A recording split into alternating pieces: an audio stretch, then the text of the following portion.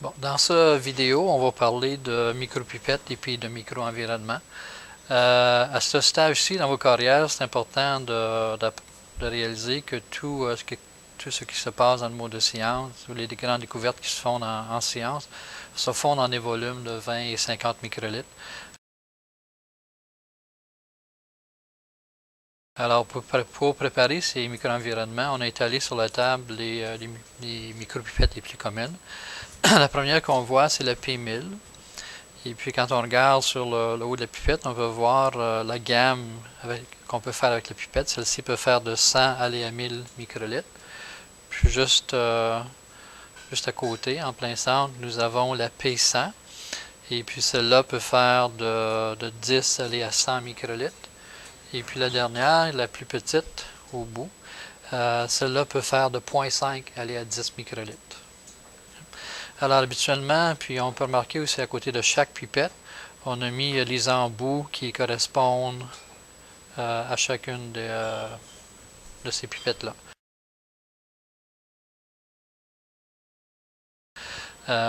Présentement, ils sont dans un état étalé de façon horizontale qui n'est pas habituel. Quand vous avez fini avec les pipettes, c'est important de les prendre et puis de les remiser dans le support et puis de les garder de façon verticale. On les prend, puis on les met dans le support. L'objectif, c'est de les garder verticales. Si par mégarde, il y a du liquide qui a été dans la pipette, alors au moins il va pouvoir s'écouler puis ne pas endommager le mécanisme.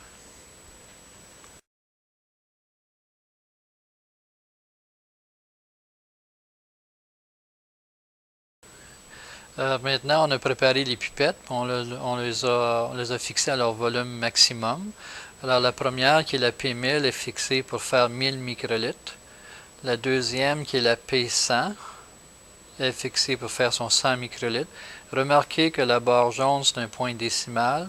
Puis la dernière pipette, qui est la P10, a été organisée pour faire son 10 microlitres. Encore une fois, la barre blanche, c'est son point décimal. Alors, qu'est-ce qu'on va faire maintenant? On va placer chaque pipette à son volume minimum et puis on va vous les montrer.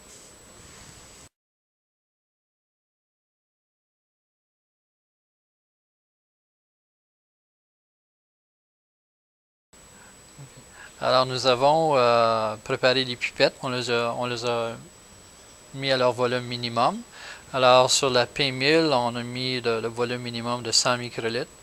La prochaine, c'est la P100. On l'a mis à 10 microlitres. La dernière, c'est la P10. On l'a mis à 0,5 microlitres. Alors, souvenez-vous que la barre blanche ou la barre jaune sur la P100, c'est un point décimal. Maintenant, il faut apprécier que quand on utilise une pipette, il faut respecter la gamme des volumes qu'elle peut faire.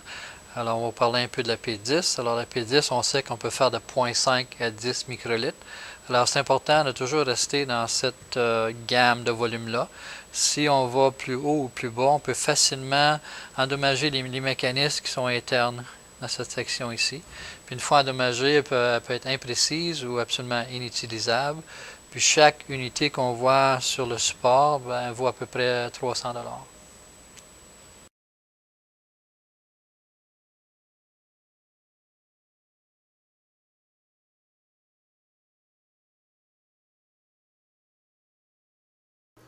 Maintenant, nous allons regarder un peu le mécanisme de pipette, les parties qui la font fonctionner.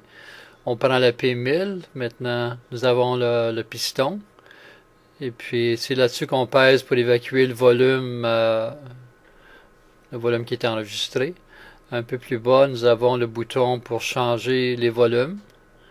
Et puis ici, nous avons l'éjecteur pour se débarrasser des embouts contaminés. Maintenant, pour avoir une meilleure appréciation du mécanisme, il serait bon de visualiser les animations qui ont été préparées pour vous.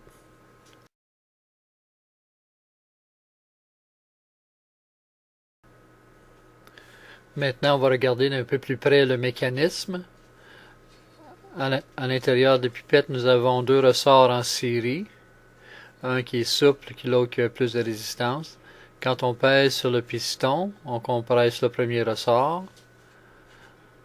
Ensuite, quand on va un peu plus loin, on va sentir une plus grande résistance, puis on compresse le deuxième ressort. Puis plus tard, on va voir comment on pipette.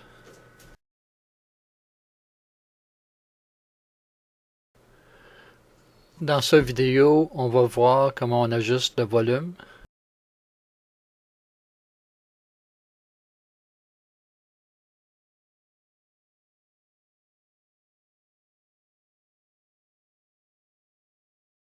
Alors, si on veut un volume de 100 microlitres, on peut tourner le bouton dans un sens positif ou négatif.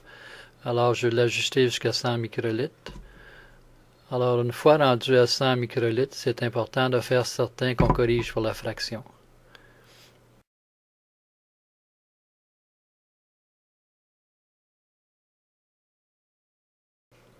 Pour adapter l'embout, c'est important de mettre une pression directe, ensuite de tourner un peu.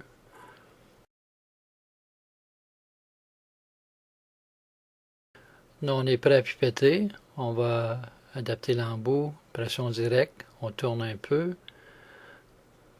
Faites certain que c'est bel et bien le volume qu'on veut. Celui-là est exactement à 100. On est prêt à pipetter. On utilise de l'eau pour l'exemple.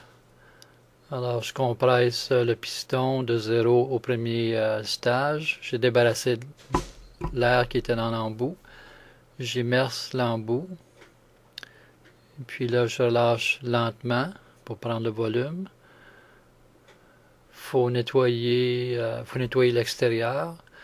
Alors, dans la pipette, on a 100 microlitres. Maintenant, on nettoie l'extérieur.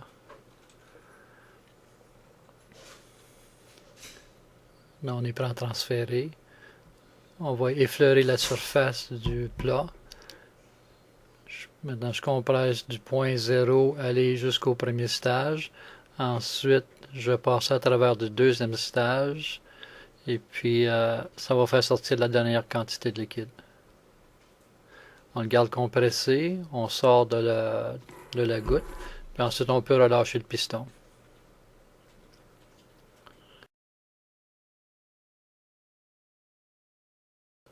Maintenant, on va transférer 1 microlitre d'une solution. Alors, je pris le microlitre, je nettoie l'extérieur de l'embout.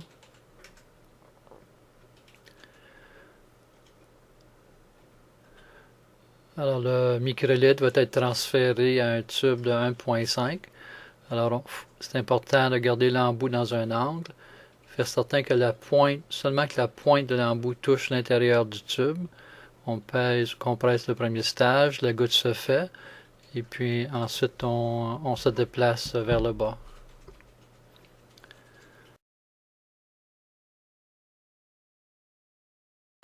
Maintenant, on va voir comment on peut faire un transfert quantitatif par une méthode de rinçage. Je vais immerser l'embout dans la solution. Il faut passer de 0 au premier stage. Maintenant, on va remplir.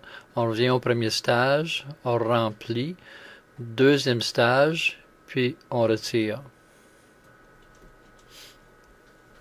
Maintenant, on a rincé l'échantillon dans notre micro-environnement, puis on a fait un transfert quantitatif.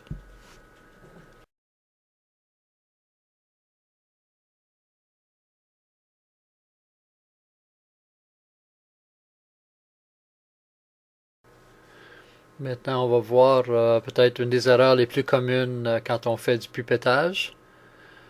Et puis, ce que j'ai observé, c'est souvent les gens font des bulles dans leur solution. Alors, ils immersent l'embout, puis ensuite ils vont compresser le piston. Ça crée des bulles. Alors, si ceci c'était une solution de protéines, on aurait occasionné beaucoup de mousse à la surface. Et puis, la mousse veut dire dénaturation.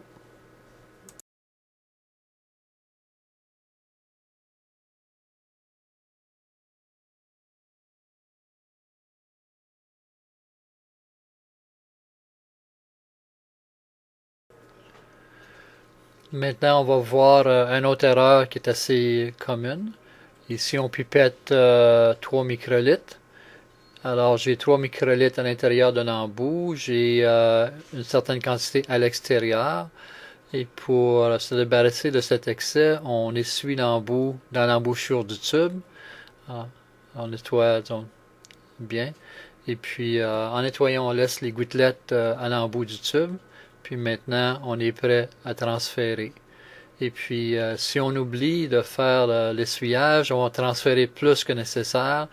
Puis, on ne créera pas l'environnement idéal. Et puis, on peut dénaturer nos protéines.